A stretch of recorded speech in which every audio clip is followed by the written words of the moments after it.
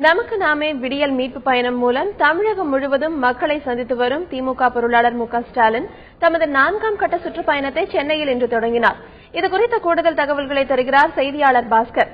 பாஸ்கர், திமுக பொருளாளர் மு.க. ஸ்டாலினின் 4ஆம் கட்ட நமக்கு நாமே சுற்றுப்பயணம் விவரங்களை பற்றி விரிவா சொல்லுங்க.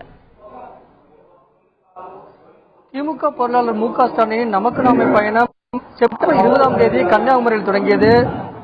நவம்பர் 6ஆம் தேதி வரை 3 கட்டமாக 212 சட்டமன்ற தொகுதிகளில் பயணம் செய்து 11,000 கிலோமீட்டர்கள் பயணம் செய்து பல்வேறு தரப்பான மக்களை சந்தித்து தேர்தல் அறிக்கைக்காக மக்களிடம் கருத்துக்கள் கேட்கப்பட்டு தேர்தல் அறிக்கை தயாரிக்கும் பணி நடைபெற்று வருகிறது. சென்னை நீங்களாக 212 தொகுதிகளில் இந்த பணி நமக்கு நாமை பயணமானது தொடர்ந்து நடைபெற்று வந்தது. சென்னை நீங்களாக நடைபெற்று வந்தது. சென்னையில் கடந்த மாதமே நமக்கு நாமை பயணம் நடைபெறுவதற்கான அறிவிப்புகள் வெளியிடப்பட்டது. இருந்தபோதும் மழை வெள்ளம் காரணமாக அது ஒத்திவைக்கப்பட்டது. தற்போது சென்னையில் இருக்கக்கூடிய ஆர்கே நகர் தொகுதியில் தற்போது நமக்கு நாமை பயணத்தை திமுக பொருளாளர் மு.க. ஸ்டாலின் 4வது கட்டமாக தொடங்கியிருக்கிறார். துப்புரவு பணியாளர்களிடம் தற்போது சந்தித்து அவர்களுடைய கருத்துக்களை கேட்டு வருகிறார்.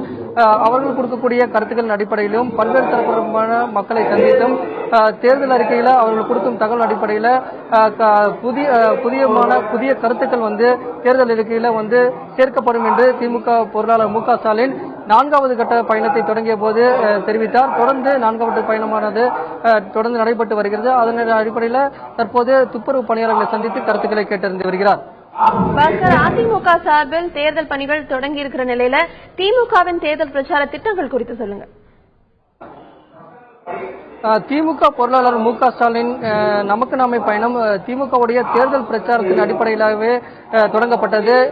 செப்டம்பர் 20ஆம் தேதி தொடங்கி 212 சட்டமன்ற தொகுதிகளில் பல்வேறு இடங்களில் பயணம் செய்து 11,000 கிலோமீட்டர் பயணம் செய்து பல்வேறு தரப்பான மக்களை சந்தித்தார். அப்போது குறிப்பாக கல்லூரி மாணவர்கள், தொழிலாளர்கள், சுயஉதவி குழுக்கள், பெரும் முதலாளிகள் உள்ளிட்ட பல்வேறு தரப்பு மக்களையும் சந்தித்து கருத்துக்களை கேட்டார்.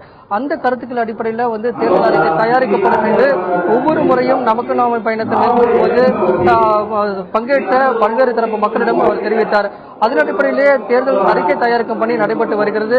அவர்கள் கொடுத்த தகவல் அடிப்படையில் அந்த பணிகளும் நடைபெற்று வருகிறது.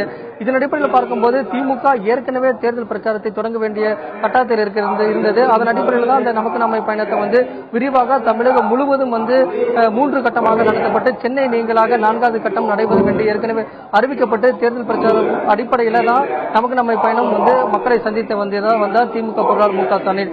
4வது கட்டத்தின் பயணத்தின் மூலம் 22 சட்டமன்ற தொகுதிகளில் சென்னை மற்றும் புறநகர் பகுதியில் சென்று மக்களை சந்தித்து கருத்துக்களை கேட்டறிகிறார்.